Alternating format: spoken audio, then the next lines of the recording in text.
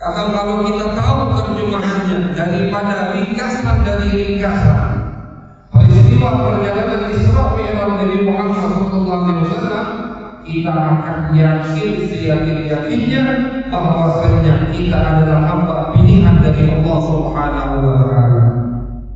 Kita ini hamba pilihan dari Allah. Kenapa kita jadi pilihan dari Allah? Karena kita dipilih oleh Allah Subhanahu wa Ta'ala untuk berintisab, untuk menjadi umat baginda Nabi Muhammad SAW.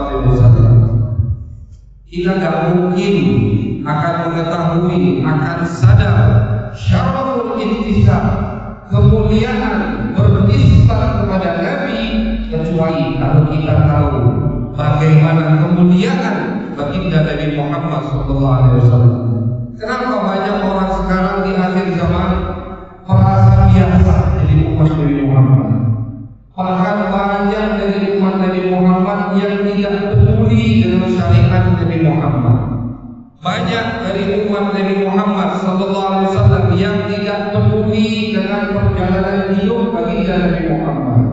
Banyak dari umat Nabi Muhammad SAW yang tidak peduli dengan peristiwa yang istimewa ini yang terjadi kepada baginda Nabi besar Muhammad SAW. Oleh karenanya banyak dari umat Nabi Muhammad yang tidak merasa dimuliakan oleh Allah karena sudah menjadi termasuk daripada golongan umat baginda Nabi Muhammad SAW.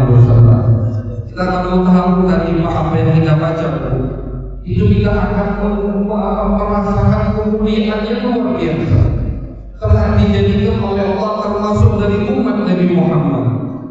Seorang Nabi yang paling mulia, seorang Nabi yang sangat istimewa di mata Allah Subhanahu wa Ta'ala, seorang Nabi yang apapun ingin diminta oleh Nabi akan diberikan oleh Allah Subhanahu wa Ta'ala. Nabi yang sangat istimewa. Ketika tadi diceritakan yang kita baca tadi, ketika Nabi besar Muhammad SAW ingin dipanggil oleh Allah untuk melakukan daripada perjalanan Al-Isra wal Mi'raj, Allah kirim buraq.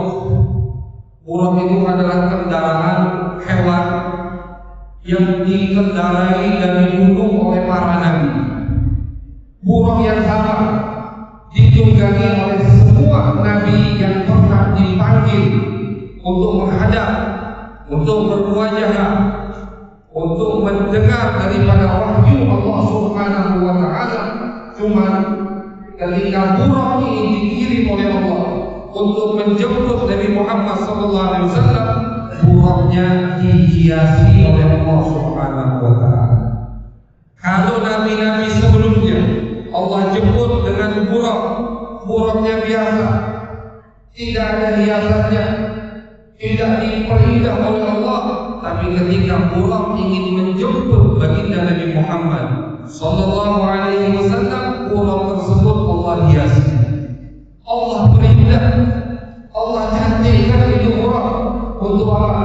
Demi menjemput dan menghadap baginda Nabi Muhammad SAW. Ketika Nabi berjalan dari Ka'bah menuju Baitul Maqdis, Masjidil Aqsa, Allah Subhanahu wa Ta'ala mengumpulkan semua para nabi dan para rasul. Bahkan malaikat pun semuanya Allah turunkan untuk apa? Untuk salat berada di belakang makmumnya Nabi besar Muhammad sallallahu alaihi wasallam. Nabi kita apa? Nabi kita. Kita kalau punya orang tua yang mulia senang. Kita kalau punya guru yang mulia senang. Kita kalau punya pemimpin yang hebat, pemimpin yang berwibawa, kita ikut bangga, kita senang. Sekarang kita harus banggakan baginda Nabi Muhammad SAW. Karena kita punya Nabi, kita punya penyelamat, adalah orang yang paling mulia yang pernah diciptakan oleh Allah Subhanahu wa Ta'ala. Walaupun beliau Nabi akhir zaman, tapi semua Nabi dari Nabi Adam sampai Nabi Isa alaihissalam itu diwajibkan sama Allah untuk iman kepada baginda Nabi Muhammad sallallahu alaihi wasallam. Bahkan ketika mereka semua yang jadi imam adalah Nabi kita, Nabi besar Muhammad sallallahu alaihi wasallam. Satu kemuliaan yang sangat mulia, keistimewaan yang sangat istimewa ketika Allah menisbatkan kita kepada orang yang paling istimewa, yaitu baginda Nabi besar Muhammad sallallahu alaihi wasallam. Jadi acara-acara seperti ini, peringatan hari besar Islam, semua peristiwa, semua tragedi, semua kejadian, kalau dinisbatkan kepada Nabi Muhammad sallallahu alaihi wasallam, maka akan jadi peristiwa yang sangat istimewa, akan jadi hari yang sangat besar, akan jadi hari yang sangat agung, karena dinisbatkan kepada orang yang paling istimewa, orang yang paling agung, orang yang paling mulia di sisi Allah Subhanahu wa taala, itu baginda Nabi besar Muhammad sallallahu alaihi wasallam. Ini baru satu bagian dari keistimewaan kita dinisbatkan oleh Allah, termasuk daripada golongan umat Nabi Muhammad. Belum lagi kalau kita baca bagaimana kecintaan Nabi Muhammad terhadap kita, bagaimana perhatiannya Nabi Muhammad terhadap kita di cerita Isra wal Mi'raj, ketika Allah Subhanahu wa taala memanggil Nabi Muhammad SAW untuk menghadap Allah Subhanahu wa taala. Allah wajibkan salat 50 waktu. Ulama mengatakan semua ibadah itu Allah wajibkan di muka bumi. Semua ibadah. Puasa Allah turunkan ayat di muka bumi. Zakat juga begitu. Haji umrah juga begitu. Yang diharapkan oleh Allah semua Allah wajibkan di muka bumi ini, kecuali satu, yaitu sholat. Sholat Allah wajibkan kapan? Ketika Allah memanggil Nabi Muhammad untuk menghadap Allah. Nabi Muhammad Isra, perjalanan dari Makkah ke Baitul Maqdis, kemudian Mi'raj dari Baitul Maqdis melewati langit pertama, langit kedua, sampai langit ketujuh, sampai ke tempat yang bernama Sidratul Muntaha, sampai di tempat yang mana Jibril pun tidak bisa untuk melangkah maju. Kata Jibril, ya Rasulullah, sekarang silahkan antum sendiri yang jalan. Kalau aku satu langkah saja, ya Rasulullah, maju, maka aku akan terbakar, kata Jibril. Padahal ulama meriwayatkan pada saat peristiwa Isra Mi'raj, Jibril menggunakan bentuk tubuh aslinya yang memiliki 600 sayap, dan satu sayap ketika dikibarkan setengah bumi kita ini tertutup. Ini bentuk besarnya malaikat Jibril, memiliki 600 sayap. Satu sayap itu bisa menutupi setengah muka bumi ini. Betapa besarnya bentuk tubuh daripada malaikat Jibril. Akan tetapi Jibril, malaikat yang paling agung, malaikat yang begitu besar, penghuni langit, tidak bisa maju ke tempat tersebut kecuali Nabi kita baginda Nabi besar Muhammad sallallahu alaihi wasallam, dengan ruh dan jasadnya, dengan postur tubuh yang beliau miliki, manusia bentuk tubuh yang biasa normal bisa maju ke tempat tersebut. Jibril tidak bisa maju ke tempat tersebut. Ini kemuliaan yang Allah berikan untuk Nabi kita baginda Nabi besar Muhammad sallallahu alaihi wasallam. Kemudian Allah bukakan hijab sehingga Nabi Muhammad melihat Allah Subhanahu wa taala, dan disitulah Allah wajibkan salat 50 waktu. Dulu itu Pak, salat 50 waktu. Kalau 50 waktu dengan waktu kita 24 jam, berarti belum sampai 30 menit kita udah wajib salat lagi. Kurang lebih 20 menit, setiap 20 menit azan sholat, 20 menit azan sholat.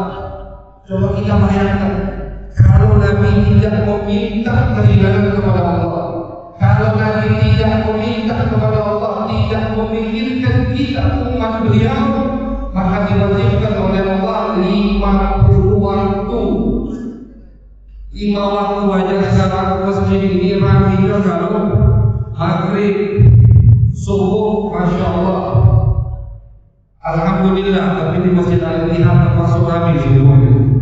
Karena kita alhamdulillah Senin kemarin baru perdana kajian perdana di masjid ini setiap pekan kedua dan pekan keempat, alhamdulillah, masya Allah, subuhnya cukup ramai, tapi tidak seramai malam. Tidak seramai malam. Sekarang kita bayangkan kalau sholat 50 waktu, kalau Nabi tidak memikirkan kita umatnya, sehingga beliau ketika turun kepada Nabi Musa di langit ke-6, Nabi Musa bertanya, apa yang diwajibkan oleh Allah kepada umatku wahai Muhammad? Nabi menjawab, yang diwajibkan untuk umatku 50 waktu. Kata Nabi Musa, ya Muhammad, minta keringanan kepada Allah.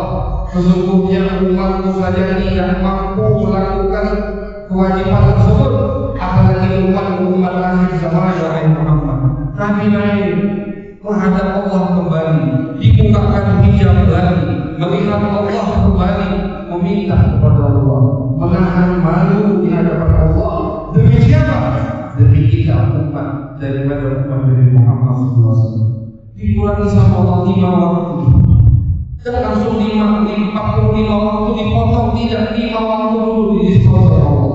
Turun lagi Nabi Muhammad ke Nabi Musa, kata Nabi Musa masih kurang, naik lagi Nabi Muhammad menghadap Allah, dibukakan hijab, melihat Allah Subhanahu wa Ta'ala, dikurangi lagi 5 waktu. Setiap kali Nabi meminta 5 waktu yang dikurangi sama Allah Subhanahu wa Ta'ala, sampailah jadi 5 waktu. Dari 50 waktu jadi 5 waktu. Sebelum Nabi Muhammad turun lagi, Allah mengatakan, ya Muhammad, 5 waktu, tapi pahalanya tetap 50 waktu. Jadi yang dikurangi sama Allah cuma waktunya, cuma sholatnya, cuma ibadahnya, pahalanya kata Allah tidak kurangi. Kalau katakan demi menghormati Nabi kita Nabi Muhammad, demi memuliakan Nabi kita Nabi Muhammad, kita menjadi umat yang termulia. Al-Imam Al-Busiri mengatakan, bushra lana ma'syaral Islam inna lana minal inayati ruknan ghayra munhadimi lamma adallahu da'ina li ta'atihi bi akramir rusli kunna akramal umami. Kata Al-Imam Al-Busiri, kita ini mendapatkan nikmat kabar gembira yang luar biasa dari Allah. Apa itu wahai Imam Al-Busiri? Kata beliau, kita dijadikan sama Allah termasuk daripada umat Nabi Muhammad. Kita termasuk umat yang paling mulia karena kita memiliki Nabi yang paling mulia, Nabi besar Muhammad. 50 waktu dikurangi sama Allah jadi 5 waktu, tapi kata Allah pahalanya tetap 50 waktu ya Muhammad. Artinya apa? Setiap kita sholat subuh, zuhur, asar, maghrib, isya, itu satu sholat pahalanya 10 sholat. Belum lagi setelah itu Nabi bersabda, kata beliau, dari 10 sholat bisa dilipat gandakan sampai 700 kali lipat pahala, tergantung niat keikhlasan kalian dan khusyuk kalian. Makin ikhlas kita ibadah, makin khusyuk kita sholat, maka dilipat gandakan kata Nabi oleh Allah bisa sampai 700 kali lipat. Ini satu ibadah Pak. Satu kali kita sholat bisa sampai 700 kali lipat pahala dicatat oleh Allah. Ini tidak ada kecuali untuk umat Nabi Muhammad. Tidak pernah Allah berikan kecuali untuk kita umat Nabi Muhammad. Dari dulu Nabi itu sudah sangat sayang kepada kita. Makanya orang yang tidak peduli dengan Nabi di akhir zaman ini, tidak peduli dengan syariat Nabi Muhammad, tidak peduli dengan agama Islam, tidak peduli keluarganya mau sholat atau tidak, tidak peduli putri yang mau nutup aurat atau tidak, tidak peduli anak yang mau bergaul dengan siapa, itu akan mampu kelak di hari kiamat sebelum dihisab oleh Allah. Malu untuk menghadap Nabi Muhammad, malu kita Pak, malu kita ngajak Nabi. Nabi sudah mikirin kita dari dulu. Nabi sudah sangat sayang kepada kita. Setiap beban yang ingin Allah bebankan untuk umat Nabi Muhammad, selalu sama Nabi Muhammad diminta keringanan oleh Allah. Banyak di dalam hadis Nabi besar Muhammad SAW mengatakan, "Laula ana syuqqa ala ummati." Banyak daripada beban yang asalnya hampir diwajibkan tidak jadi diwajibkan berkat Nabi Muhammad. Kenapa? Karena Nabi sayang kepada kita, takut banyak yang diwajibkan untuk kita dan takut banyak yang tidak bisa melaksanakan kewajiban tersebut sehingga akan masuk neraka Allah Subhanahu wa taala. Dalam salah satu hadis Nabi mengatakan, kalau aku tidak memikirkan umatku, laula an asyqa ala ummati, kalau aku tidak mau umatku terbebani, maka aku akan mewajibkan mereka menggunakan siwak di setiap sholat dan setiap wudu. Hukum siwak sunnah. Kenapa sunnah? Nabi sayang kepada kita. Nabi takut kalau siwak ini diwajibkan, maka akan jadi beban untuk umat beliau. Karena Nabi, kalau aku tidak takut kalian terbebani, maka aku akan wajibkan siwak di setiap sholat dan di setiap wudu kalian. Di hadis lain Nabi mengatakan, laula an asyqa ala ummati, kalau aku tidak takut membebani umatku, la amartuhum bil wudu' inda kulli shalah, aku akan mewajibkan wudu di setiap salat walaupun wudunya tidak batal. Kalau sekarang tidak, kita salat subuh, wudunya tidak batal, masuk waktu asar, boleh langsung kita salat. Satu wudu kalau tidak batal bisa kita gunakan untuk berapa kali salat wajib. Kata Nabi, kalau aku tidak takut kalian terbebani, aku akan wajibkan di setiap sholat wudu tadi, walaupun tidak batal.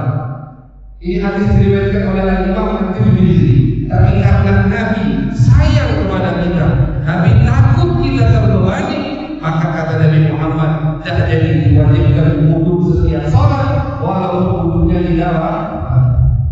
Laula an asyqa, di riwayat lain Nabi juga pernah bersabda, laula an asyqa ala ummati la amartuhum bi ta'khiril isya ila nisfil lail aw thuluthahu. Kata Nabi dalam salah satu hadis, beliau pernah bersabda, kalau aku tidak takut umatku terbebani, sekali lagi ini yang dipikirkan sama Nabi, umatnya. Kalau Nabi sholat 50 waktu itu sangat beliau sukai. Kalau Nabi untuk sholat, jangankan 50 waktu, setiap saat sholat Nabi akan senang dan pasti mampu, karena sholat adalah sesuatu yang paling disenangi, disukai oleh baginda Nabi Muhammad SAW. Tapi yang beliau pikirkan itu kita, umatnya. Yang jadi beban beliau itu orang di akhir zaman yang jauh dari dirinya, jauh jaraknya maksudnya, itu yang dijadikan beban oleh Nabi Muhammad. Maka dari 50 waktu jadi 5 waktu. Siwak beliau mewajibkan dan jadi beliau wajibkan. Wudu beliau wajibkan di setiap sholat walaupun tidak batal dan jadi beliau wajibkan. Sholat isya ada lagi. Kalau aku tidak takut kalian terbebani, maka aku akan jadikan waktu sholat isya itu di pertengahan malam atau di 2/3 malam. Jam 10 malam baru wajib sholat isya. Bayangkan. Yang sekarang apa itu udah kedaluan masyarakat yang punya isya sudah ngawal mengantuk karena isya sekarang kami dulu. Ini bayangkan kalau isya sama Nabi dijadikan jam 10 malam, artinya apa? Kita bisa mungkin bangun 2 kali untuk waktu sholat malam. Pertama isya, kedua subuh. Karena kelakuan nunggu sampai jam 10 kalau belum tidur yang tidurnya cepat. Tapi karena Nabi sayang kepada kita, Nabi memikirkan kita, kata Nabi Muhammad SAW, tidak akan jadikan wajib sholat di pertengahan malam atau 2/3 malam. Sangat cepat waktu sholat kita. Dari maghrib ke isya paling lama kurang lebih 1 jam atau 1 jam setengah. Cepat waktu sholat isya kita. Berkat siapa itu? Berkat sayang Nabi Muhammad kepada kita. Dan masih banyak lagi dari kewajiban-kewajiban yang Nabi sukai, ibadah yang Nabi sangat sukai, Nabi rutinkan. Salah satunya kita mau masuk di bulan suci Ramadan. Di bulan suci Ramadan ada sholat tarawih. Sholat tarawih itu disunahkan Nabi yang menyunahkan. Diriwayatkan sama ulama, salah satunya Imam Malik dalam kitab Muwatta, bahwasanya Nabi di malam pertama bulan suci Ramadan, ketika Ramadan baru diwajibkan sama Allah, Nabi sholat di masjid sendirian di malam pertama. Malam kedua sahabat mulai banyak tahu Nabi sholat sunnah di masjid. Akhirnya kumpul kurang lebih berapa orang kumpul di belakang tadi. Malam ketiga makin ramai, makin banyak yang tahu. Nabi sholat sunnah di malam Ramadan di masjid. Malam keempat, malam kelima masjid hampir full. Semua ingin sholat sunnah di belakang Nabi Muhammad SAW. Malam keenam makin ramai, tapi Nabi tidak keluar. Ilmu Muhammad, Nabi tidak betul. Sampai subuh Nabi tidak keluar. Akhirnya besok subuhnya Nabi tersenyum sambil mengatakan kepada sahabat, aku tahu kalian sahabat lagi membuat kamu. Cuma kata Nabi, aku takut tarawih akan diwajibkan untuk kalian, maka sengaja aku tidak keluar semalam. Dan Nabi tidak pernah keluar dari sholatnya. Takut nanti kalau Nabi sholat jadi rutinan, jadi ada tahunan, akhirnya sholat diwajibkan. Yang Nabi pikir ketika umat akhir zaman. Bayangkan kalau tarawih wajib, mau 13 rakaat atau 20 rakaat terserah. Yang sedikit 13 rakaat misalkan wajib Pak habis kumpul. Masya Allah. Tarawih kita yang kami seminggu pertama kami kumpul. Habis itu merosot, banyak yang tidak sholat, langkah tidak sholat. Merosot, nanti di akhir baru rame lagi. Nah, sekarang bayangkan kalau tarawih wajib, coba itu dulu. Kalau tarawih wajib. Artinya setelah buka kita harus siap-siap sholat isya, dilanjut tarawih wajib 30 malam setiap bulan suci Ramadan. Tapi tidak diwajibkan berkat Nabi Muhammad SAW. Padahal Nabi senang sholat tarawih. Nabi ingin menghidupkan sholat di masjid bersama para sahabat. Nabi relakan kesenangan beliau kemudian beliau demi kita umat akhir zaman, umat baginda Nabi Muhammad SAW. Dan ini contoh kalau mau kita sebut banyak sekali daripada keringanan yang Allah ringankan. Dulu Allah bagi untuk umat sebelum umat Nabi Muhammad, tapi untuk umat Nabi Muhammad Allah ringankan sehingga kita menjadi umat yang amalnya paling sedikit tapi pahalanya paling banyak. Kami kita di paling sedikit Pak. Di salah satu hadis dari Ustaz Muhammad SAW, beliau mengumpamakan kata Nabi, umat Yahudi itu seperti orang kata Nabi yang kerja dari jam 6 pagi sampai jam 12 siang, 6 jam. Kalau kamu kata Nabi 6 jam kerjanya orang yang umat Yahudi dapat pahala dapat upah 1 dirham. Kalau 1 dirham 100.000. Kemudian kata Nabi Muhammad, umat Nasara itu seperti kata Nabi ini Nabi mengumpamakan kewajiban. Banyaknya kewajiban yang Allah wajibkan untuk umat sebelum umat Nabi Muhammad. Kemudian kata Nabi Muhammad, umat Nasrani dari kerja dari jam 12 siang sampai jam 4 sore sedikit diringankan oleh Allah. Upahnya juga dirham. 1 dirham. Umatku kata Nabi Muhammad seperti orang yang kerja dari jam 4 sore sampai jam 6 sore 2 jam.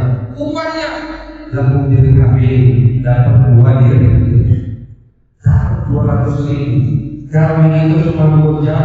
Kalau dibandingkan dengan beban Nasrani, beban Yahudi, tapi pahala yang kita dapatkan dari Allah 2 kali lipat daripada pahala yang mereka diberikan oleh Allah Subhanahu wa Ta'ala. Ini satu kemuliaan dari Nabi Muhammad SAW. Jadi kita umat di akhir zaman, ayo kembali bertelaah siapa dari kita. Ayo kembali kita mendengarkan peristiwa Isra Mi'raj. Mau Isra Mi'raj, mau maulid kelahiran Nabi, mau ikut Nisfu Sya'ban, mau ikut Kultum Ramadan, apapun selain perkumpulan tersebut mengaitkan kita kepada Nabi Muhammad. Perkumpulan tersebut mengingatkan kita apapun judulnya. Selagi perkumpulan tersebut mengingatkan kita kepada Nabi Muhammad, kembali menyadarkan kita agar kita sadar kita ini umat termulia berkat Nabi yang paling mulia, agar kita sadar betapa sayangnya Nabi kita kepada kita sebelum jauh kita diciptakan oleh Allah. Maka perkumpulan tersebut adalah perkumpulan yang sangat mulia yang harus kita lestarikan, yang harus kita ramaikan, kita adakan. Jangan perlu terlalu memaksakan diri. Kumpulkan masyarakat, ingatkan mereka dengan Allah, ingatkan mereka dengan diri mereka. Karena zaman sekarang ini lebih banyak yang melalaikan daripada yang mendengarkan kita. Kalau bukan di masjid ini kita tidak ingat sama Nabi Muhammad ini. Ada mungkin yang di rumah lagi nyantai, nonton TV atau tidur sudah mubah, halal tapi lalai. Karena ada acara seperti ini, ada perkumpulan seperti ini, mau tidak mau kita hadir sehingga kita bisa mengingat baginda Nabi Muhammad Sallallahu Alaihi Wasallam, kembali sadar bahwasanya kita adalah umat yang bermulia. Dan ingat, Nabi di dalam perjalanan Isra Mi'raj ketika beliau pulang bawa hadiah untuk kita, tadi hadiahnya adalah sholat di malam. Akhirnya dalam hadis Nabi Muhammad mengatakan as-sholatu imanuddin. Sholat itu adalah fondasi agama. Sholat, kata Nabi, pertama kali dihisab sama Allah. Kalau sholatnya jempol, sholatnya bagus, sholatnya sudah lolos, maka kata Nabi jaminan dari Nabi, semua amal yang lain akan bagus, kata Nabi Muhammad. Yang penting sholatnya bagus. Yang penting sholatnya ketika dihisab sama Allah centang biru, atau centang hijau, udah diloloskan sama Allah Subhanahu wa Ta'ala. Kata Nabi, jaminan dari Nabi, maka semua amal kalian, kata Nabi Muhammad, akan lolos di hadapan Allah Subhanahu wa Ta'ala. Salat masyaallah hadirin, dan sekali lagi kita sampaikan bahwasanya untuk para bapak ada dua pendidikan. Untuk kita para teman-teman, mau kita bapak atau kakek atau paman, selagi kita kepala rumah tangga, di dalam rumah kita ada dua perintah untuk kita buat. Kalau untuk ibu-ibu cuma satu pendidikan, wajib sholat. Tapi kalau untuk para bapak, wajib meletakkan yang di rumah untuk sholat. Ini semua di dalam Al-Quran. Wajib sholat, dirikan sholat semua. Mukminah yang mukallaf, yang sudah balik, dewasa, berakal dari umat Nabi Muhammad SAW, wajib mendirikan sholat dari ayat tadi. Wajib sholat, dirikan sholat. Tapi untuk kepala keluarga, untuk para bapak, untuk para kakek, untuk para mama, untuk para wali, punya kewajiban kedua dari Allah yang berbunyi wa'mur ahlaka bis-shalah. Di dalam surat Toha Allah berfirman, perintahkan keluargaku untuk sholat. Jadi hati-hati Pak. Kalau kita ke masjid, bangun subuh, masya Allah, umum-umum kita jam 7 baru bangun. Hati-hati, di akhirat kita bakal lolos, bakal diseret sama mereka. Jadi perhatikan sholat kita, perhatikan sholat keluarga kita, kunci selamat di dunia dan akhirat. Ketika kita rajin sholat, insya Allah semua urusan kita akan bagus, akan baik, akan sesuai syariat baginda dari Muhammad Sallallahu Alaihi Wasallam. Semua solusi kita ada di sholat. Urusan bisnis, urusan dagangan, urusan rezeki, semuanya ada di sholat. Kata Allah, perintahkan keluargamu untuk sholat. La nas'aluka rizqa, kami yang membebani kalian masalah rezeki dan menarzuqu, kata Allah, kami yang akan memberi kalian. Yang nanggung rezeki itu Allah. Kita cuma ditugaskan sama Allah untuk ikhtiar, untuk akhdul asbab, untuk keluar dari rumah. Jangan terlalu menggebu-gebu. Kenapa? Karena semua sudah dicatat sama Allah Subhanahu wa Ta'ala. Tapi urusan ibadah, terkhusus sholat, Allah tidak tanggung, tapi Allah pasrahkan kepada kita.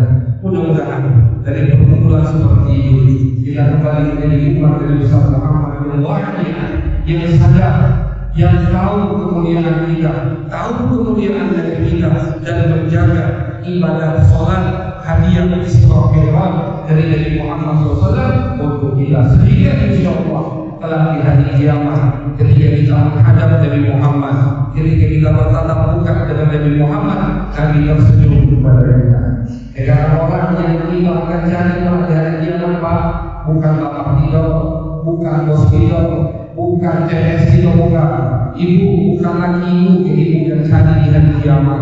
Tapi yang akan mencari di hari kiamat pertama kali adalah orang yang pasti bisa memberikan syafaat, adalah orang yang rela sujud di hadapan Allah, tidak mau bangun kecuali diberikan syafaat,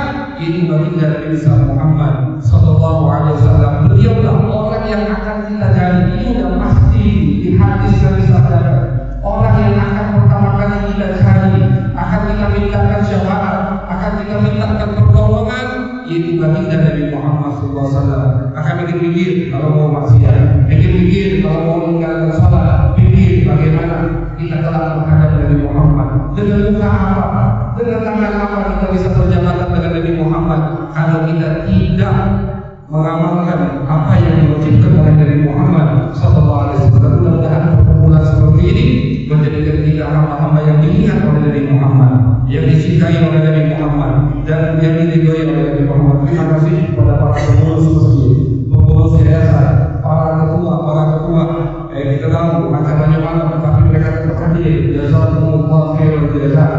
Ini adalah penyumbang, penyemangat. Karena ketika kita lihat yang hadir oleh orang tua yang punya jadi semangat untuk menghadiri, untuk lebih beraktivitas, lebih aktif dalam mengamalkan syariat bagi Nabi Muhammad SAW. Kita doakan semua para ketua mudah-mudahan diberi kesehatan oleh Allah, diberikan umur yang panjang, sehat afiat, dan semua yang hadir insyaallah dengan berkat Nabi Muhammad hajat yang dikabulkan oleh Allah. Semua hajat kita, hajat dunia, hajat akhirat insyaallah dikabulkan oleh Allah, dan insyaallah dalam hari kiamat kita akan dibangkitkan oleh Allah dan dimasukkan surganya Allah bersama Nabi Muhammad sallallahu alaihi wasallam fi khairin wa lutfin wa afiyah. Amin ya rabbal alamin. Sallallahu alaihi wasallam Muhammad wa ala alihi wa sahbihi wa sallam. Walhamdulillahi rabbil alamin. Wassalamu